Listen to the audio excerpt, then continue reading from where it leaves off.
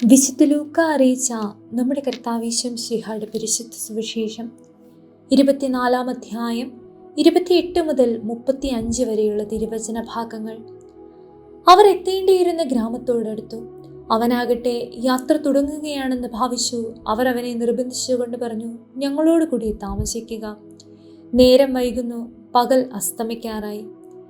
അവൻ അവരോടുകൂടി താമസിക്കുവാൻ കയറി. അവരോടൊപ്പം ഭക്ഷണത്തിനിരുന്നപ്പോൾ അവൻ അപ്പമെടുത്ത് ആശീർവദിച്ച് മുറിച്ച് അവർക്ക് കൊടുത്തു. അപ്പോൾ അവരുടെ കണ്ണുകൾ തുറക്കപ്പെട്ടു, അവർ അവനെ തിരിച്ചറിഞ്ഞു. പക്ഷേ അവൻ അവരുടെ മുൻപിൽ നിന്ന് അപ്രത്യക്ഷനായി. അവർ പരസ്പരം പറഞ്ഞു, വഴിയിൽ വെച്ച് അവൻ വിശുദ്ധ ലിഖിതം വിശദീകരിച്ചുകൊണ്ട് നമ്മളോട് സംസാരിച്ചപ്പോൾ നമ്മുടെ ഹൃദയം ജ്വലിച്ചിരുന്നില്ലേ?